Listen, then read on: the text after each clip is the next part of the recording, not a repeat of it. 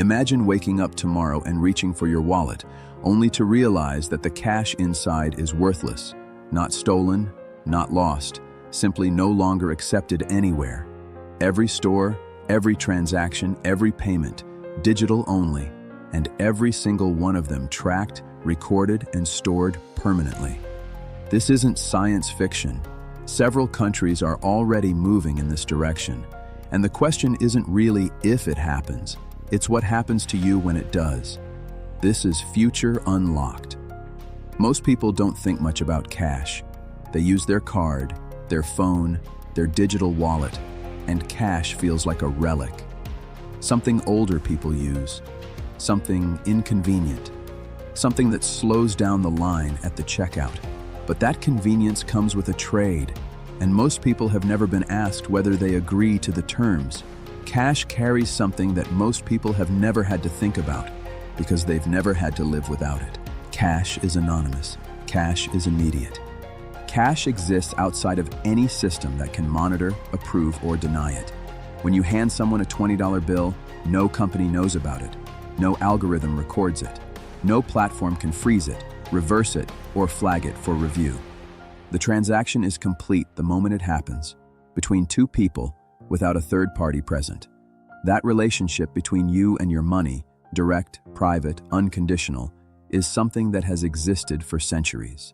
And it is quietly disappearing, not through a dramatic announcement, not through a government decree that makes headlines, but through the slow, practical reality that cash is becoming increasingly inconvenient. And convenience always wins in the short term. To understand what a cashless world actually means, you need to understand what replaces cash and who controls it. In a fully digital financial system, every transaction flows through an intermediary, a bank, a payment processor, a platform, something that sits between you and the person you're paying. That intermediary has the technical ability to see every transaction you make, every purchase, every payment, every transfer.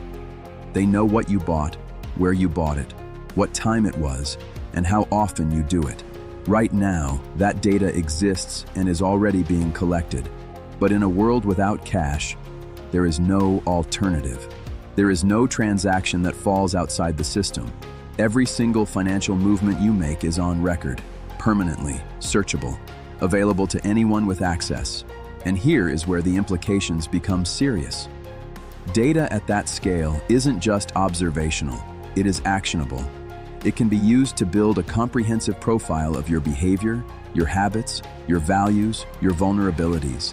And that profile can influence decisions made about you by institutions you will never directly interact with.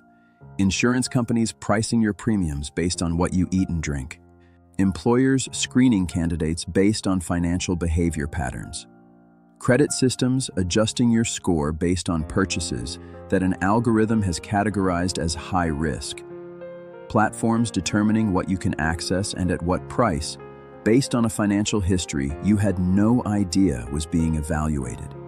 In a cashless world, your spending history becomes a permanent, searchable record that follows you through every financial interaction for the rest of your life. There is no reset. There is no privacy. There is only the record, but the surveillance dimension is only the first layer of what changes. The second layer is control. In a cash-based system, your money is yours in a direct and physical sense. It exists independently of any institution. It cannot be frozen without physically taking it from you. It cannot expire. It cannot be programmed to restrict what you spend it on. In a fully digital system, none of that is guaranteed. A digital currency, particularly a government-issued central bank digital currency, which multiple major economies are currently developing and testing, can be programmed. It can carry conditions. It can have expiration dates that force spending within certain time frames. It can be restricted to certain categories of purchases and blocked from others. And it can be frozen, instantly, remotely, without physical confrontation, without requiring your cooperation, with a single instruction sent through a system you have no access to and no visibility into. The question of who holds that power and under what circumstances they are permitted to use it is one of the most consequential questions of the coming decade. And most people have not yet started asking it. Now let's make this real. Imagine a woman named Sarah, 41 years old, self-employed. She runs a small business and manages her own finances carefully. She's not wealthy, but she's stable, and she's built that stability through years of disciplined, careful financial decisions. One morning, she tries to make a routine business payment. Her transaction is flagged, automatically, algorithmically, for review. No human reviewed it. No person looked at her account and made a judgment. A system identified a pattern it classified as unusual and placed a temporary hold on her account. She calls her bank. She is told the review process takes between 3 and 7 business days. During that time, she cannot access the funds she needs to pay her suppliers. She cannot make payroll for her 2 employees. She cannot cover a bill that is due in 48 hours. She has no cash to fall back on. There is no alternative system to route around the problem. There is no other option that exists outside the digital infrastructure that has just stopped working for her. Everything stops. Not because she did anything wrong.